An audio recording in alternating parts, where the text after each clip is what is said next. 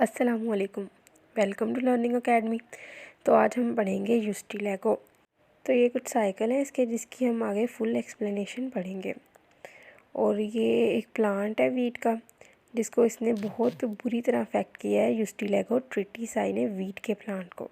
तो आगे इसकी फुल एक्सप्लेनेशन वीडियो में बताई गई है। यूस्टिलेगो जीनस है डिवीजन बसीडियोमाइकोटा का। बसीडियोमाइकोटा वो डिवीजन है जो बसीडियो स्पोर प्रोड्यूस करते हैं। फंजाई पैरासाइट होती है ग्रासीज लाइक वीट कहते हैं गंदम को, ओट कहते हैं जई को, और उसके अलावा बार्ले जो कि जू, ये सारी ग्रासीज की फैमिली है। तो उसको ये अफेक्ट करती है यूस्टिलेगो फंजाई। उसके बाद है कि ये काज स्मट डिजीज़, ये स्मट डिजीज़ काज करती है। ब्लैक कलर स्पोर बन जाते हैं, स्मट डिजीज़ कहते हैं क्योंकि ये ब्लैक कलर स्पोर्स बन जाते हैं। उसके बाद है कि ये कॉमनली कॉल्ड, इसको स्मट ही कहा जाता है यूस्टिलेगो को। और ये अटैक कहाँ पे करते हैं? ग्रासीज की ओवरीज के ऊपर। ओवरी जो होगी ये फीमेल रिप्रोडक्टिव पार्ट है फ्लावर का। तो ये ग्रासीज की ओवरी के ऊपर अटैक करते हैं, डिस्ट्रॉय कर देते हैं कम्प्लीटली इन्फ्लोरेसेंस को। तो उसके बाद ये प्रोड्यूस करते हैं ब्लैक पाउडरी मास। तो ब्लैक पाउडरी मास बनता कैसे है? क्लेमेटोस्पोर प्रोड्यूस होते हैं जो कि ब्लैक कलर के होते हैं। यूस्टिलेगो फंजाई ये स्पोर प्रोड्यूस करती है और ये ब्लैक कलर के होते हैं। और जब ये सारे एक जगह पे काफ़ी ज़्यादा इकट्ठे हो जाते हैं तो ये एक पाउडरी मास की तरह के लगते हैं। तो ये भी यूस्टिलेगो फंजाई प्रोड्यूस करती है। उसके बाद ये कि यूस्टिलेगो ट्रिटिसाई, ये बहुत कॉमन है पाकिस्तान के अंदर फंजाई। ये अटैक करती है किसके ऊपर? वीट के ऊपर, गंदम के ऊपर। यहाँ पे बात करते हैं इसके वेजिटेटिव स्ट्रक्चर की। तो वेजिटेटिव जो स्ट्रक्चर होता है यूस्टिलेगो का, ये माइसीलियम बॉडी जो होती है ना फंजाई की, उसको माइसीलियम कहते हैं।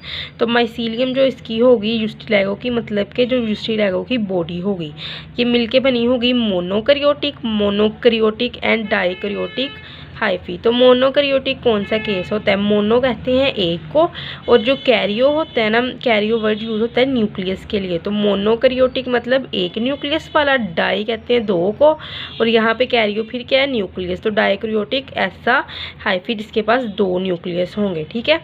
तो हाइफी जो होंगे वो सेप्टेट होंगे। सेप्टेट का मतलब क्या होता है कि उनके अंदर क्रॉस वॉल्स पाए जाते हैं, ठीक है। उसके बाद बात करते हैं कि हम इनके अंदर दो तरह के माइसीलियम पाए जाते हैं। एक को हम कहते हैं primary mycelium as you can see है, और दूसरा होता है सेकेंडरी माइसीलियम, ये वाला। प्राइमरी माइसीलियम के मिलने से क्या बनता है? Secondary mycelium. तो प्राइमरी माइसीलियम क्या होगा? मोनोकैरियोटिक। क्या मतलब कि प्राइमरी माइसीलियम में एक न्यूक्लियस पाया जाता है हर हाइफी में, और इट इज़ शॉर्ट लिव्ड, और इसकी बहुत छोटी ज़िंदगी होती है। And does not grow much, और ज़्यादा ग्रो भी नहीं करता है प्राइमरी माइसीलियम।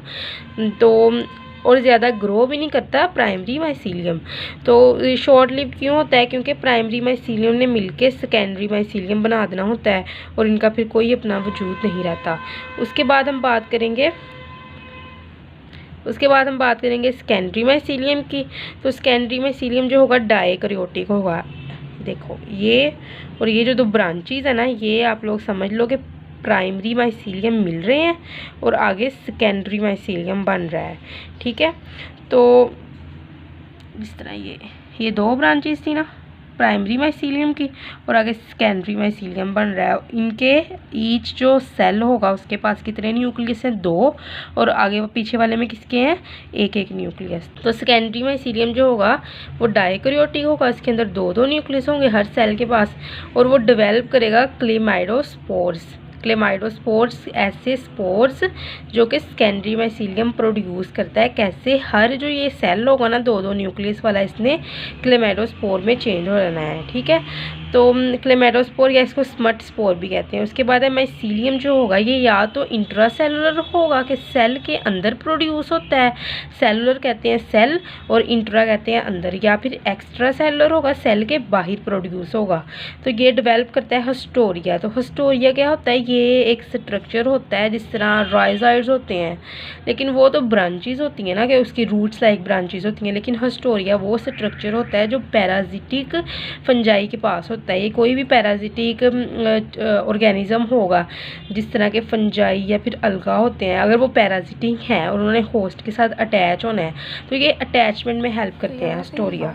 तो हाइफी डेवलप करते हैं to penetrate into any cell for food absorption, वही कि ये हाइफी जैसा ही स्ट्रक्चर होगा जो डेवलप कर गया होगा, किस लिए? पेनिट्रेशन के लिए, किसी भी सेल में फूड की अब्जॉर्प्शन के लिए, क्योंकि ये अब्जॉर्प्टिव हेटेरोट्रॉफ्स होते हैं और दूसरे ऑर्गेनिजम्स के ऊपर रिलाई करते हैं अपने फूड के लिए।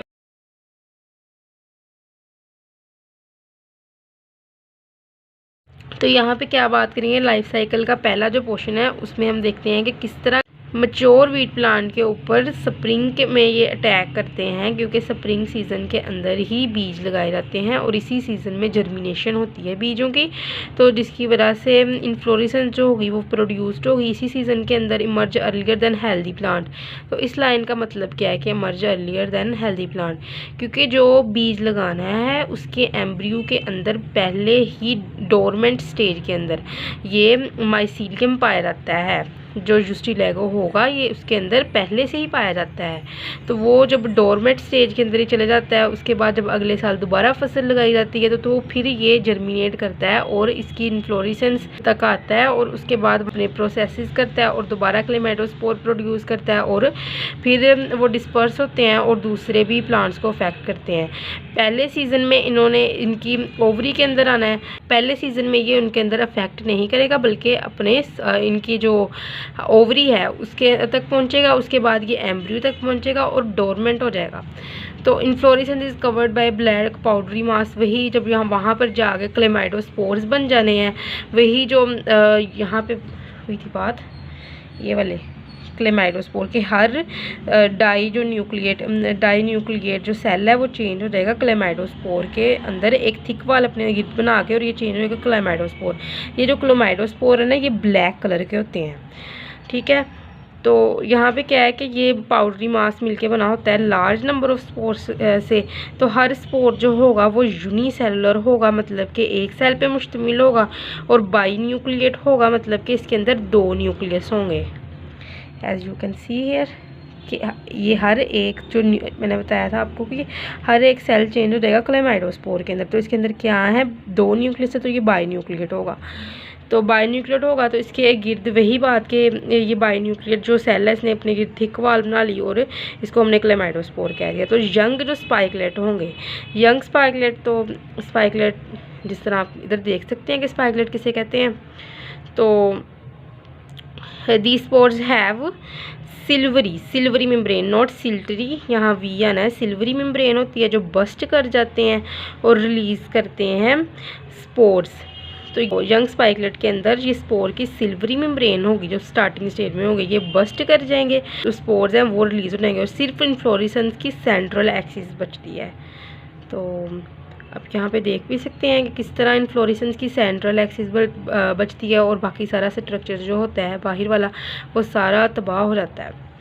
तो सेकंड पॉइंट है फॉर्मेशन ऑफ प्रोमाइसीलियम, तो क्लेमाइडोस्पोर डिस्पर्स हो जाते हैं विंड से और germinate after falling on the healthy plant, और हेल्दी प्लांट के ऊपर फॉल करने के बाद ये जर्मिनेट कर जाते हैं और इनकी न्यूक्लियाई जो होती है ये fuse to form diploid zygote, मतलब कि न्यूक्लियाई फ्यूज़ कर जाती हैं आपस में और 2n जाइगोट बन जाता है। और जैसे कि हमें पता है कि जाइगोट ने बाद में म्योसिस से गुजरना होता है, तो जाइगोट म्योसिस से गुजरेगा और प्रोड्यूस कर जाएगा 4, 1 से 4 बन जाने, जिस तरह के म्योसिस रिडक्शन डिवीजन है और हमेशा इसके अंदर क्रोमोसोम के नंबर रिड्यूस होते हैं, तो क्या आगे 4 न्यूक्लियस बनने के बाद 4 सेल बनने हैं ना, तो उसके लिए 4 सेल बन जाने हैं। तो म्योसिस से कॉमन सी बात है कि हमेशा एक सेल से 4 बनते हैं, कि एक सेल जो होगा वो 4 बना देता है आगे, तो 4 न्यूक्लियस बन जाते हैं, तो जो जर्मिनेट कर देते हैं to form small germ tube, तो ये जर्मिनेट करते हैं और एक ये वाली जो छोटी सी है जर्म ट्यूब बनना शुरू हो जाती है,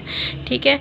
और ट्रांसफर सेप्टा, उसके ऊपर सेप्टा बनेंगे, प्रोड्यूस होंगे इन जर्म ट्यूब के ऊपर, और हर न्यूक्लियस उस सेप्टा के अंदर आ जाएगा और 4 सेल बन जाएंगे। तो हर सेल के पास अपना एक न्यूक्लियस होगा जो कि मियोसिस यानी कि रिडक्शन डिवीजन से प्रोड्यूस हुआ था डिप्लॉयड जाइगोट से, ठीक है। कि हर जो प्रोमाइसीलियम होता है ना, हर प्रोमाइसीलियम जो होगा वो बसीडियोस्पोर प्रोड्यूस कर देगा। ठीक है, बसीडियोस्पोर जो होते हैं ये रेजिस्टेंट स्पोर्स होते हैं। तो फार्मेशन जो होगी बसीडियोस्पोर्स की, जो बसीडियोस्पोर होते हैं ना इनके ऊपर एक थिक वॉल होती है और नॉन मोटाइल स्पोर्स होते हैं थिक वॉल्ड होते हैं। तो बसीडियोस्पोर जो होते हैं ये जर्मिनेट कर जाएंगे और एक नया माइसीलियम बन जाएगा जो कि डाइकैरियोटिक होगा, conjugation between the hyphae cells. ऐसा ही एक नया माइसीलियम बन जाएगा, प्राइमरी माइसीलियम। इनके फिर कॉन्जुगेशन होगी, ये मिलेंगे और इनके अंदर होगी प्लाज्मोगैमी, मतलब कि जो होंगे साइटोप्लाज्म वो मिल जाएंगे, लेकिन इनके अंदर कैरियोगैमी नहीं होगी। कैरियोगैमी कब होनी है? जब प्रोमाइसीलियम स्टेज में जाइगोट ने मिलना है, जाइगोट बनेगा, जब प्रोमाइसीलियम स्टेज में जाइगोट बनेगा, ठीक है, तब कैरियोगैमी होती है, तब न्यूक्लियस मिलकर डिप्लॉयड जाइगोट बनाते हैं। लेकिन इस सिचुएशन के अंदर सिर्फ प्लाज्मोगैमी हो रही है। तो उसके बाद उसने कहा कि सेल के दरमियान कॉन्जुगेशन वैसे ही होगी। फिर हम उसी साइकिल के शुरू में आ गए हैं और प्रोमाइसीलियम बन जाएगा जो जर्मिनेट करेगा और हाइफी बन जाएगा यूस्टिलैगोट्रिटिसाई।